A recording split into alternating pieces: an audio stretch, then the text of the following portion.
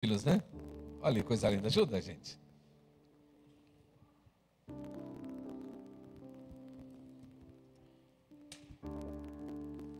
Hoje pela manhã, nós tivemos a nossa primeira reunião, às 6 horas da manhã, no culto da ressurreição. Tínhamos um grupo de irmãos muito abençoado pela manhã. Foi uma manhã muito edificante.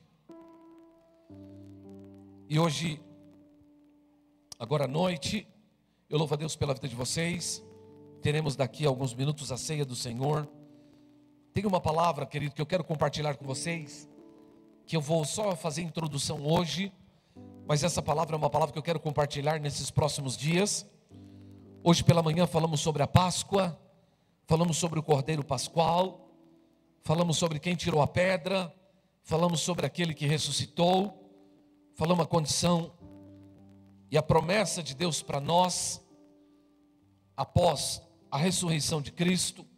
Mas nessa noite, eu quero apenas fazer uma pequena abordagem de um tema, e eu quero ser didático nessa noite, porque é uma palavra pastoral, de ensino e orientação, para esse tempo que nós estamos vivendo agora.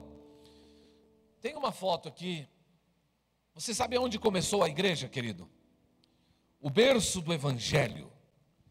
O berço do Evangelho, o berço da igreja do Senhor Jesus, tem um local. Você sabe que local é esse, querido? Este é o túmulo de Jesus. Há 5 anos atrás, essa igreja me abençoou, num dos meus aniversários, me deu um presente, e disse: pastor, vamos te dar um presente, você vai para Israel. E me mandou para Israel. Esta foto eu tirei no túmulo de Jesus. O curioso é que muitas pessoas do mundo inteiro, Egberto, vão a Israel para ver o túmulo de Jesus. E é curioso que a gente investe um dinheirão para não ver nada, porque não tem nada lá. Curioso que quando você chega no túmulo de Jesus, de certa forma, inconscientemente, você acha que vai achar alguma coisa lá. E é a maior frustração, porque você entra no túmulo e não tem nada. E eu me pergunto: o que eu vim ver aqui? É uma frustração. O que eu vim ver? Eu não vim ver nada, porque não tem nada. Ele ressuscitou. Mas a gente fica com a impressão de que a gente vai encontrar alguma coisa lá, que a gente vai ver alguma coisa lá. Queridos, Jesus ressuscitou. Quantos podem dizer glória a Deus?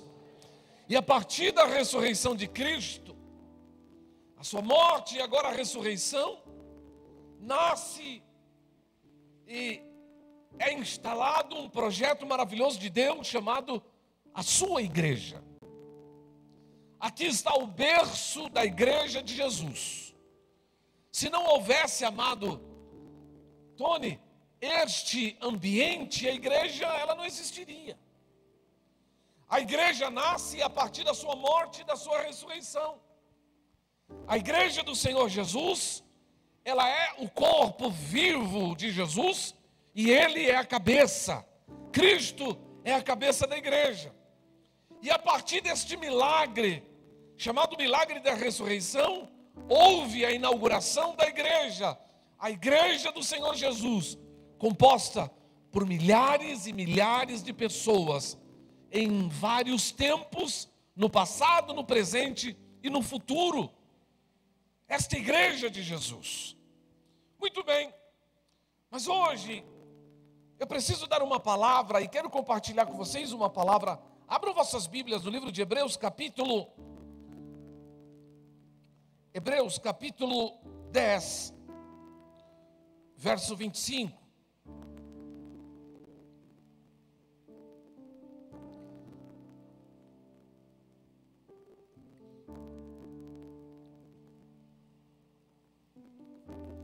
E vou fazer uma introdução daquilo que vamos falar nesses próximos dias. E o que eu vou falar hoje e nesses próximos dias é elementar, é básico. Mas uma comidinha feita em casa, bem feitinha, ela é muito gostosa. Essa semana, inclusive, tive a alegria de visitar uns amados irmãos lá na cidade de Cocalzinho, numa fazenda retirada de Cocalzinho, uns 30 quilômetros, estrada de chão. Cheguei numa roça, né, numa casa, num lugar rural ali, toda aquela estrutura rural, e a família matou lá um frango, ou 2, ou 3, ou 4, não sei, eram muitos frangos, porque tinha várias pessoas, e eles fizeram uma comida, um arroz, feijão e um frango, lá no Joaquim. Eu estou falando e salivando. Pensa no arrozinho, feijão gostoso, hein, Gilberto? Aquele arrozinho do forninho a lenha ali. Pensa no arrozinho, feijão e um frango gostoso. Então a palavra que quero compartilhar com vocês é um arroz e feijão. Porém ele é necessário para a nossa nutrição espiritual e para o nosso crescimento espiritual. Bem, livro de Hebreus capítulo 10, verso 25. Deixa eu ler o 24, Fábio, por gentileza. E considerando-nos uns aos outros para nos estimular as boas obras e amor, a estimularmos no amor, volte por gentileza. 24, anterior ainda. E considerando-nos uns aos outros, diga comigo, considerando-nos. Considerar o outro. Ele está falando sobre a igreja do Senhor. E ele está dizendo que nós vamos nos considerar uns aos outros, para nos estimular ao amor e às boas obras. E aí, Hebreus está dizendo e afirmando algo absolutamente precioso e necessário no verso 25. Ele diz: não deixando a nossa congregação, como é costume de alguns, antes admoestando-nos uns aos outros, e tanto mais quanto vedes que se vai aproximando aquele dia. A admoestação, a orientação do escritor de Hebreus é que nós devemos não deixar a congregação como alguns estão deixando, ou costume de deixar. Congregação eu poderia e quero transliterar para o fato, ou para o ato, ou para o verbo congregar, agregar-se, juntar-se, unirem-se. A igreja do Senhor Jesus, querido, ela é importantíssima para o propósito eterno de Deus, especialmente nesses dias, mas o congregar é vital para a vida da igreja. Estão comigo aí? Só uma introdução, e quero ser didático nesta noite. O congregar é vital na minha vida e na sua vida. Congregar não é apenas cumprir uma tabela de ir aos cultos. Congregar não é o cumprimento em tese da obrigação de estar domingo à noite na igreja. Mas congregar é um sacrifício que Deus nos orienta, e nós vamos ver alguns textos, uma palavra, uma orientação, nos orienta pelo Senhor Jesus Cristo. A igreja do Senhor Jesus, querido, constituída a partir do berço da sua morte e ressurreição, se instalou para um propósito. O propósito da igreja do Senhor Jesus, estabelecido em vários pontos que quero mencionar no processo, ela é fundamentada pelo fato elementar de nós estarmos ligados um ao outro, congregados um ao outro, ligados um ao outro. A igreja do Senhor Jesus, ela é, à luz da palavra, chamada por vários nomes. Primeiro, a igreja do Senhor Jesus, primeiro é chamado de o corpo de Cristo. E nós estamos ligados a textos, e eu vou mencionar no processo isso. A igreja do Senhor Jesus é chamada de o reino de Deus. A igreja do Senhor Jesus é chamado de a casa de Deus. A igreja do Senhor Jesus é chamado de o rebanho de Deus. A igreja do Senhor Jesus é chamado de discípulos, de irmãos. A igreja do Senhor Jesus é chamado de santos, de cristãos. A igreja do Senhor Jesus é chamado de pedras vivas. A igreja do Senhor Jesus é chamado de membros do corpo. Então hoje, a minha breve introdução é trazer à consciência da igreja quem somos e por que somos. A igreja do Senhor Jesus, que nasceu neste berço da ressurreição, ela foi constituída pelo próprio Deus para atender os seus propósitos. E quando nós olhamos a partir dos evangelhos, Atos dos Apóstolos, a Epístola de Romanos, Coríntios, todas as outras epístolas, ela fala diretamente da constituição da igreja, de como ela deve viver, de como ela deve caminhar. Nós somos a igreja do Senhor Jesus. Porém, contudo, entretanto, nesses dias, estamos sendo abordados por esse sistema, por essa, perdoe-me mencionar, por essa pandemia.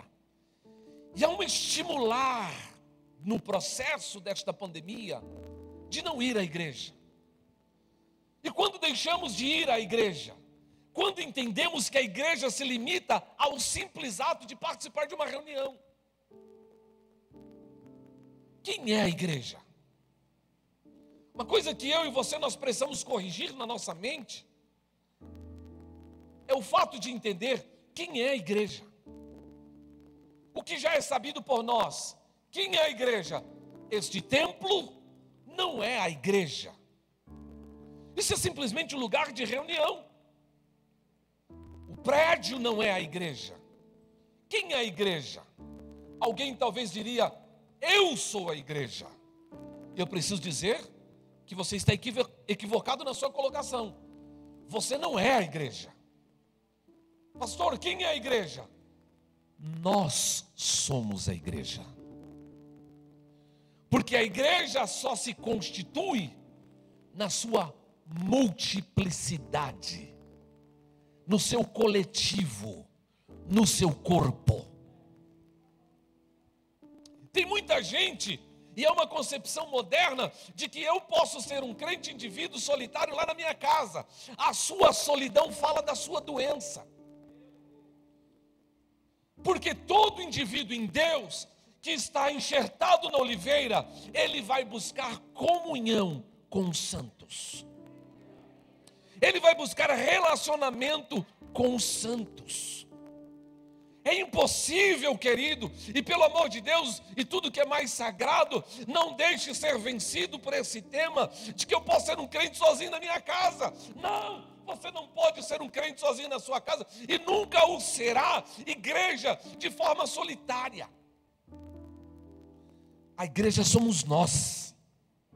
A igreja é o coletivo da comunidade, do corpo, fundamentada nos princípios, fundamentada na palavra de Deus, e tem como propósito viver a vontade de Deus. Tudo aquilo que a Bíblia fala, tudo aquilo que a Bíblia nos ensina, tudo aquilo que a Bíblia tem, é para viver no corpo, é para viver no coletivo. Como é que eu vou viver Atos numa vida solitária? Como eu vou viver Romanos numa vida solitária? Como eu vou viver Efésios numa vida solitária? Coríntios, especificamente no capítulo 12, quando eles falam dos dons, numa vida solitária. Deus não chamou ninguém para andar sozinho. A manifestação de Deus se dá na multiplicidade, na comunidade. De quem? De gente imperfeita. Se uma pessoa falou para mim, pastor, estou procurando uma igreja. Achou? Não. Qual as suas características? Eu quero achar a igreja perfeita. Eu disse, faz uma gentileza. Se você achar a igreja perfeita, não vai para lá não. Você vai tornar ela imperfeita. A igreja de Jesus é composta por homens e mulheres diferentes nas suas características, na sua personalidade, alinhando-se a um caráter e se amoldando ao caráter de Cristo, buscando conhecer as verdades reveladas e fundamentadas, esclarecidas, evidenciadas na sua palavra. para que eu e você nós vivamos essas verdades de forma prática, no coletivo, no periódico, no dia a dia, do corpo de Cristo, da igreja do Senhor. Ou para que você está, então, conhecendo a palavra, se você quer ver uma vida solitária?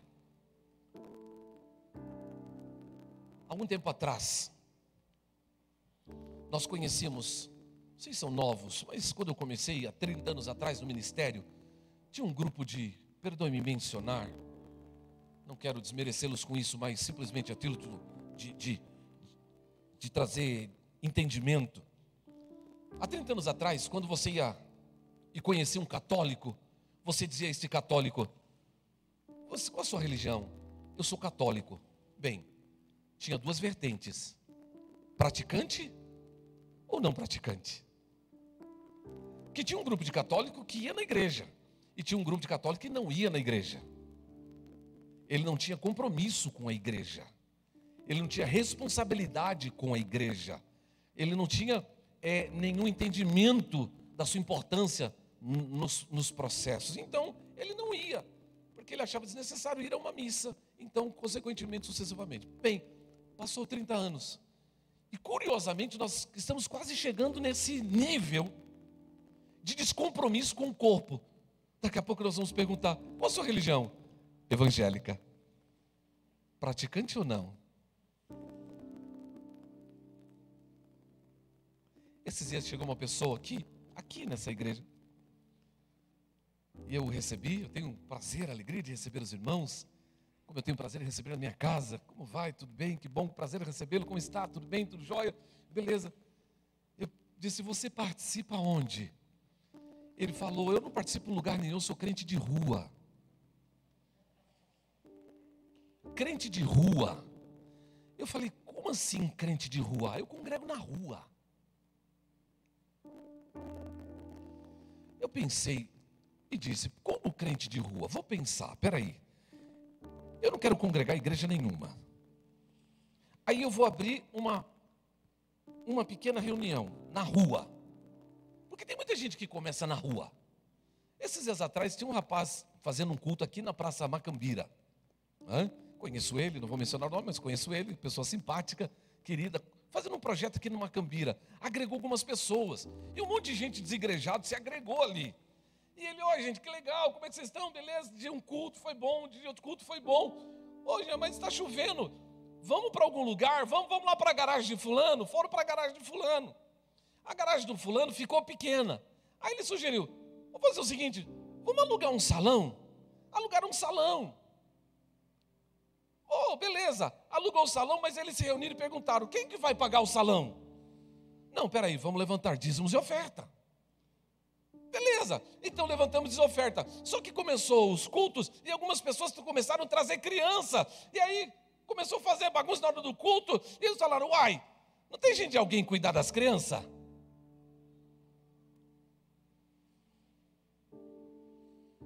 É um crente de rua que acha não necessário congregar, então ele vai para a rua. Só que aí, quando ele olha para a palavra e ele se agrupa a um grupo de pessoas, a palavra de Deus diz que ele tem que pregar o evangelho, que ele tem que multiplicar o evangelho, anunciando o evangelho, levando o evangelho a novas vidas, trazendo do poder de Satanás ao poder de Deus, e as pessoas vão se agregando, tem que colocar em algum lugar, virou uma igreja. Não existe outro jeito, querido. Só existe um método de viver igreja, no coletivo, no corpo. Eu tenho centenas de versículos que eu não vou ler hoje, mas eu quero. Concebemos a ideia de que nós somos a igreja do Senhor e que nós estamos aqui com um propósito e estamos indo para um destino profético. Nós não estamos aqui só para dirigir culto de domingo à noite. Nós estamos aqui para viver o evangelho. E o fato de nós nos reunirmos nesta noite, um tem salmos, outros hinos, outro canto espiritual, um tem uma revelação, tem um testemunho, o outro canta, o outro prega, o outro faz isso, o outro faz aquilo, e como igreja nós nos fortalecemos, e o corpo vai crescendo, e foi assim na igreja primitiva. A Bíblia diz no livro de Atos, capítulo 2, que eles se reuniam todos os dias. no templo e de casa em casa. E eles tinham o quê? Comunhão. Sabe o que é comunhão, querido? Ora para mim. Partilhar a sua necessidade. Compartilhar a sua alegria, a sua conquista, as suas derrotas, as suas fraquezas.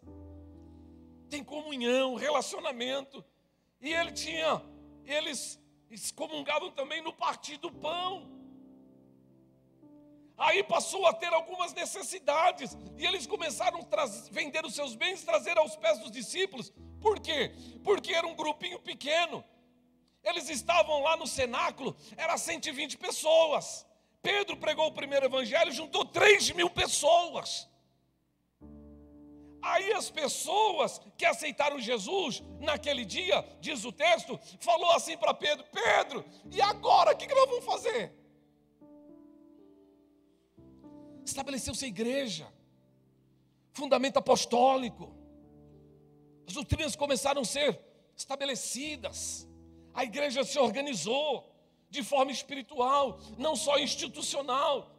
A instituição, ela é importante, mas nós não vivemos em função dela. Ela precisa viver em função da igreja. Porque a igreja é mais do que uma instituição. É um organismo vivo. É crente, é gente. Falando das suas limitações, da sua fraqueza, da sua fragilidade. É gente sã, abraçando gente doente e curando doente.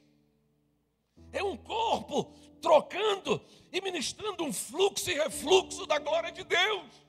Isso é saúde. Isso é a igreja de Jesus. Nós somos essa igreja. E por que eu estou falando isso, querido? É porque Ele vem buscar a sua igreja.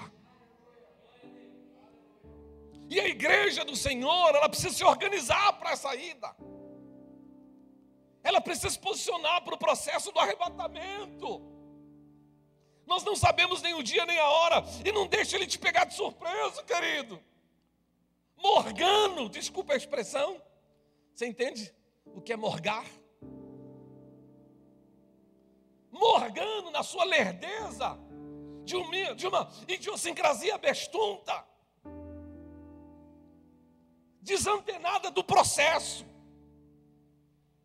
incoerente, perdida, sem direção e revelação. Se alinhe à palavra de Deus e aos processos. Os processos são dolorosos. Não é fácil. Não é fácil. Por isso a Bíblia diz que nós devemos suportar uns aos outros em amor. É só o amor, querido, que nos faz, que nos dá a condição de nos sustentar. Porque tem gente encardido para lascar. Tem gente complicado pra caramba, desculpa a expressão. Mas a Bíblia diz que eu tenho que amar Ele, que eu tenho que suportar Ele, que eu tenho que cuidar dele. Quem? Eu, pastor? Também. Mas nós somos um corpo. Meu amado, você tem que suportar esse irmão encardido que está do seu lado. Vira para o irmão que está aí do seu lado e diga: meu amado, você tem que me suportar.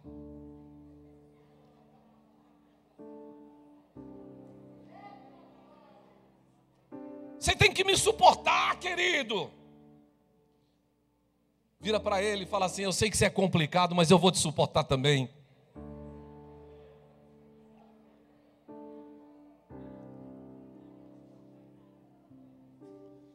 Eu sei que você é complicado, mas eu vou te suportar também. Nós somos a igreja de Jesus. Jesus ama essa igreja. Ela é a menina dos seus olhos. Por mais encardida, por mais complicada. E quando nós olhamos para o livro de Coríntios, que é uma igreja mais complicada que a igreja de Coríntios. Quando eu olho para Laodiceia, que é uma igreja mais complicada que a Laodiceia, a igreja de Esmirna, de Sardes, de Tiatira, todas elas eram problemáticas, com exceção de Filadélfia, que ele não descreve nenhum problema, mas a Bíblia diz que o Cordeiro estava no meio das 7 igrejas. Eu preciso que você entenda que o Cordeiro está no meio dessa igreja, querida. Meu Deus, e o Cordeiro está no meio dessa igreja, meu amado. Pastor, mas essa igreja é muito problemática. O Cordeiro está no meio dessa igreja. E ele vem buscar uma igreja sem mácula, sem mancha e sem ruga. Pastor, quer dizer que nós vamos ser... Daqui a pouquinho a gente vai ficar hiper, super, mega power. Não, querido. Você vai continuar encardido do mesmo jeito. Problemático do mesmo jeito. Às vezes a gente ajuda aí para facilitar as coisas, para você ter uma vida mais tranquila, porque a Bíblia diz que devemos fazer oração nessa direção, para que você tenha uma vida mais tranquila. Mas fato é que o amor de Deus cobre as nossas limitações. Justificados fomos pela fé. Não há mais condenação. Aqueles que andam no conselho, não mais no conselho da carne, mas segundo a lei do Espírito e vida, somos nós. E a igreja então é composta por homens e mulheres, em tese naturais, composto pela revelação do Espírito, que vão caminhar junto e que se cuidam um do outro. Há um momento que a Bíblia diz que a verdadeira religião é cuidar dos órfãos, das viúvas, nas suas necessidades. Nós, enquanto igreja do Senhor, temos desafios, que vamos falar no processo, eu vou falar disso esses dias. Nós temos desafios, e um dos desafios é cuidar dos necessitados na sua necessidade. Às vezes a necessidade não é necessidade econômica. Então, para que esse corpo tenha saúde, eu preciso estar curado para curar. E se eu não tiver curado, eu vou curar a si mesmo. Eu conheço um pastor, Eu conheço um pastor em São Paulo que tinha um sério problema renal. E nós vamos orar para o meu amigo e irmão que está no processo de pós-operatório renal. Tinha sério problema renal. Ele sofria com esse rim, meu Deus do céu. E era um homem, eu vi poucos homens tão usados na cura divina como esse homem. Ele tinha um problema no rim. E era um dos homens que eu mais admirava na cura divina. Às vezes você tem limitação. E apesar da sua limitação, se você se colocar na condição do corpo, Ele vai usar a sua vida para a edificação do corpo. Você abençoa Ele e Ele te abençoa. Pastor, a Bíblia diz: onde estiverem 2 ou 3 reunidos, ali o Senhor estaria. Significa que eu e a minha esposa, nós dois, então está nós dois e nós vamos. Não, querido, você e sua esposa são um. Você precisa ir além disso. Você precisa ir além da sua casa. Além da sua casa. No texto onde diz que nos últimos dias haveriam dias difíceis,